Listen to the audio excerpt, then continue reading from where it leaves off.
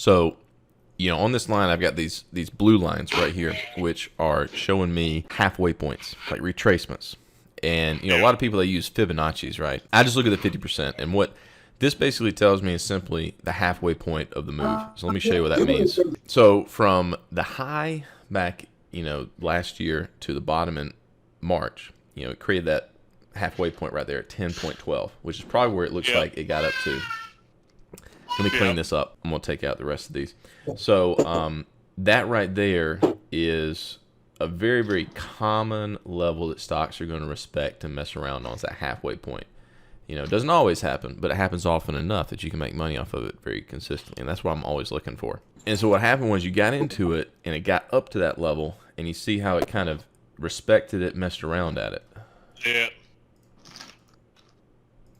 But eventually it broke it. But here's the thing. When you're in a position, you need to be looking for these big halfway points on moves like this, because those are going to be good targets. Now, afterwards, of course, it went beyond it. But, to avoid getting the pullback or getting, shaken out of your position like you were, that's where you can set your target, is at these halfway points. It's a good, safe place to put it. And then once it breaks it, as it did, now you can say that it's going on to the next level and doing something like this. So this is a really good example of how to use like a 50% retracement. So what you can do in Thinkorswim is you can do the Fibonacci tool, the drawing tool, like I just did, and just look for that 50%. If you want to study all the other levels that people use, you can, but I try to keep things as simple as possible. That's a good tool. It's real good for setting targets because, if you got in at like 5 in May, took it to 10, you doubled your money. I mean, that's good. That's really good. Well, I wasn't in that low. I was in like 680 or something like that, almost 7. So, yeah. But still, this is so dumb, Wes, and hindsight's always 20/20. But, we're sitting here fighting to make gains, and you could have picked one out of every 2 or 2.5 stocks on the market, put your money in it, and walked away since April and doubled your money. That's true, but that's hindsight. And you got to remember back in March, everyone was sure that the world was coming to an end. Correct. But, and that's what I say, just the thought process, even if you would have went and just bought into a fund or something like that and just walked away, I mean, you've still been up 40% on your money on it. I unfortunately know some people that in the middle of March, they cashed out their 401ks. Oh, god dang. And poor bastards. I talked to them, and I'm not going to tell somebody right off the bat you should or shouldn't do anything because they're grown and it's their money. But I was trying to reason with them, like they were saying like, oh well, people think that the market's going to come back, but I think that this is where the dollar is going to fail finally, and all this printed money is going to come back to haunt us, and the economy is going to crash, and we're never going to. I was like, okay, what if it doesn't? What if life continues on normally like it has for the last couple thousand years? What if? But I couldn't convince him. He was convinced that I was in the wrong, and he was the sagely guru that was seeing the impending doom of civilization when no one else could. Yeah, he had it figured out. He had it figured out, and he lacked some humility, and he missed out on all this. So, but here's the thing: I didn't go that heavy in March. I bought some stocks that I wanted to own. I'd been looking at for years that had just kept on going up. Remember that ROL and, waste management. And, You've made some killer freaking money on it. It's still going up. Well, I wish I had more of it, but it's sort of like, I didn't know to put every dime I had into it in March because that wouldn't be smart. Because at the time, I was just like everyone else. I didn't know what was going to happen. So yeah, hindsight, I always say it's 20/20, but you can't beat yourself up over something. Although I think now that you've seen it, it's sort of like why I kind of had it out with some of the people that used to be on the Discord. It's because I've seen these crashes sort of happen, and then it comes right back. It's not saying that the world won't end one day. We could have an asteroid hit at any moment. But most of the time that I've been doing this for all these years, things come back, and it's not that bad. And it's Yeah. like the bottom of the market's where everyone is sure that the world is ending. Just like the top of the market is when everyone's sure that this is going to go on forever. And, for the past couple months, everyone's been super skeptical about, is the market going to go up or down? And what has it done? Going up. Yeah. I think it was the John Templeton, he said that bear markets are on pessimism, bull markets grow on skepticism, they mature on optimism, and they end in euphoria. So as long as people are doubting this move in the stock market, I'm bullish. When everyone finally accepts it, that we're just gonna go on to new highs and never stop being amazing, then I'm gonna start getting really cautious. All right, and I'm gonna go ahead and record it in case we do some great wisdom here. All right, so sure. I like this 2.24 level right here because that's like the Wednesday low from the day before that. You see that? Mm-hmm. And it's also, right before earnings, you see these little spikes where it kind of tagged it and then went up. Now, the problem is, like, you got to understand, if you have a stop loss and you set it anywhere in here, one of these little volatile spikes is going to hit that stop loss and get you out. So, and that's just going to be the nature of a stock like this. So you kind of have to bear that in mind and accept it. Does that make sense? Right. All right. So, like, if you wanted to try to get below one of these wicks right here, that's 1.7, but that's pretty far, So, the problem with trading a stock like this is, you're going to put your stop loss order in here. Let's say that you want to put it like 211, and then one of these things is going to come down, hit it, and you're going to be out of the position, and it's going to do something like this. It's going to shoot up. So that, just so you know, that's like the danger of putting in a stop loss. And so stop losses are really good on something like even Tesla, because there's so much liquidity. There's a lot of trades going in and out. So it's still good to get in the habit of it. Let's look at the daily here. The question is, what are you trying to shoot for? So I believe, first of all, I believe the stock is going to continue to rise with its recent news, and this is more of a longer hold. So I'm shooting for a much higher amount, over $3. So that's why I don't want to let this thing drop. But I agree with what you're saying. When it goes so low, it will probably bounce significantly back up. People like to buy those discounts. So for the stop price, having an average of 228, and you're saying 224 is kind of that low, I'm almost wondering if 214 or 15 would be a good spot. So then if it does go below its floor, people will grab it and continue to rise it back up. All right, so let's just look at the all-time high. Let's just do numbers from that sense. So all-time high is about 367, 368, either one. So that's about $1.40 up to that point. You see that? Mm-hmm. So you know how I like to go for multiples of my reward versus my risk. So 1.4 divided by 2 is going to be 0.7. So your 2-to-1 risk would be somewhere about right here. Okay, about 1.58. I like that. I like that a lot because notice how we're going to clear these lows that it made right here. And these lows you see are going up.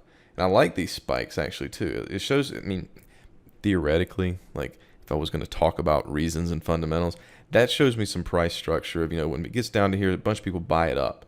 So as long as those keep going up is fine. But it also tells me that the character of this stock is going to be such that you're going to have some of these big spikes. So you may have, this bar right here comes down and makes its own little red spike.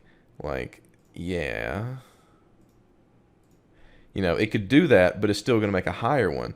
So you don't want to have that stop loss so tight because it's going to trigger you out when it gets down there. Because as soon as the price gets to the level, doesn't matter if it's, the stop loss is not going to look to see, is it a wick or is it a full bar? It's just going to, when the market gets to that level, it's going to get you out.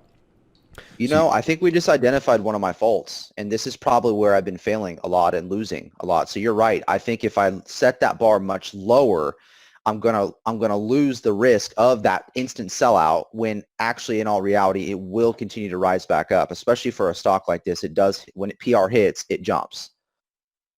Yeah, no, and another thing, like you gotta understand, like most of my trading is done around these spikes happening, but me trying to play them. In other words, a bunch of people like yourself, your former self, got stopped out, and then this thing goes on a tear after that. That's what I'm usually trying to play. So by seeing this kind of structure setting up right here, I think 158 makes me really comfortable. And like I said, it's a 2-to-1. Like you're going to risk this much to make this much off of your entry. Now, you of course probably want to take it higher than all-time high, but this is like a bare minimum for what you should be looking for in your trading. You want to make those winners bigger than your losers, right? Mm-hmm. Yeah, and so this is a good foundation to do that. So, this is good. I wouldn't set a target. I mean, set a target at like maybe $10 or something like that. Just something crazy if it 10? makes you. Yeah, but well, you can always come back and change it, right? The main thing is going to be you want to do is put in your stop loss order because that's going to sit out there and protect you if you're not in front of the computer. Yeah, and so and in reality, that's going to stop. So that's the pill we all have to swallow as traders. Is if it does go below that threshold, then you just have to take your losses and call it quits. Yep.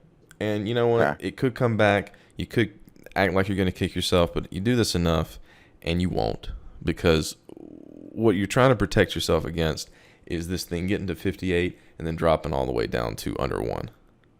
Okay. And then I that think could the biggest happen. thing is when it goes below my average and then it does not hit that stop loss. Sometimes you get cold feet where you're like, oh man, should I just sell it and just move this somewhere else, thinking you'll get this money back? I think the biggest thing is taking patience to let that thing rise back up. For me personally, but yeah, and one of the great things, like for me in trading, is like I say, going out for like a hike or something, and not looking at my phone because I got my orders in there. And it may trigger me out, it may not, but I'm not stressing about it, and it's going to let me be fresh for the next trade.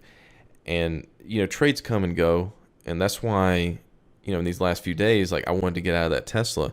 It could go higher, but I've already, watched it for 2 days and gotten a little bit invested in it. And being out of it lets me be fresh for finding a new trade tomorrow. So, having these orders out there it can get you at a price that you want. But then again, it keeps you disciplined because you don't know tomorrow what headspace you might be in. We're emotional creatures. And so it may get down to that level. And you said all week, I'm going to get out at this level. I'm going to get out. And you may not do that. And so this keeps you honest, basically. Mm-hmm. Mm-hmm. Yeah, I really like the Webull stop loss order because it instantly shows up your average price, what you own, and then you can instantly just put that in. And of course, you have it for a day or you good till canceled. So that's why I really like this Webull platform in that case. That's pretty nice. Thank you for that. You're welcome, man. And based on that math, where my average is, what is the percentage? So if we're looking at 228 and we go down to $1.58, I'm not good at math. So what would be the calculation for that? So I would have to take how many shares do you have? 60. All right. So it's just, I have to get out a calculator too. It's Windows key Yep, CALC. I'm with you. So you got 60 times 0.7. That's going to be a loss of $42. 60 times 0.7. Where are you getting the point? Yeah, Well, where's that 0.7 coming from? I see it on your screen. Entry is 2.8, and then basically to clear these lows down here, I said 1.58. The reason I started with 0.7 is because I went from your entry to the all-time high. Let's just say it gets to the high. That's a number we can look at. And so from your entry point to the all-time high is $1.40 in the change of the stock. And you just split it in half. That gives you a 2-to-1. Now, what I like to do is try to get a 3-to-1, but sometimes you can't always get it. So a bare minimum I think people should start with is a 2-to-1 because that's achievable. Because if you get a 2-to-1, you only have to be 34% right at the end of the day to break even. If you do the math, I mean that's what it works out to be. So you get yourself to a 50-50 kind of trader, and you're making some really good money with 2-to-1. See what I'm saying? And that's the math when it comes to trading that lets you make money. It's not about getting it right. It's about knowing what your win rate is and knowing what your reward risk is, and then tweaking those things. Like if you find that you're taking 40% winner trades, then you really only need to have a 2-to-1. But you can come all the way down to where you're only like a 30% trader, and you're taking 3-to-1s or 4-to-1s, and you're making really good money, right? And so that's why I keep on trying to impress upon you to do these logs so that you begin to understand, what is my track record? What am I pulling? And how do I need to adjust my targets and my stops to make myself better? This is actually, I like this visual because you can actually really see the value of doing this in that case, because logging on an Excel spreadsheet is much more different than seeing a visual in this sense. Well, this visual sense is what's going to help you be a trader tactically. The log on the spreadsheet is strategic. The log on the spreadsheet is going to help you plan out, everything about all your trades should fit in that plan. And so you can figure out like, okay, if I make this one little tweak to my system, here's how my results in the past would change, and theoretically they would change in the future. So in other words, if you say, instead of shooting for the all-time high, I'm going to shoot to halfway to the all-time high. And then you can go back through all your old trades and you say like, well, what if I did that for every trade in the past? And you'll be like, I made less money, so that's not a good idea.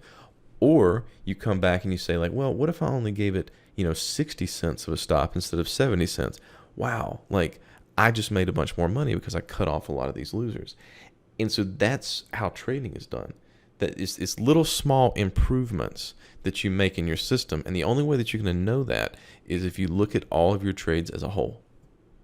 Okay. That's good advice. Thank you. Appreciate that. Anything else? Should be good. Thank you. All right.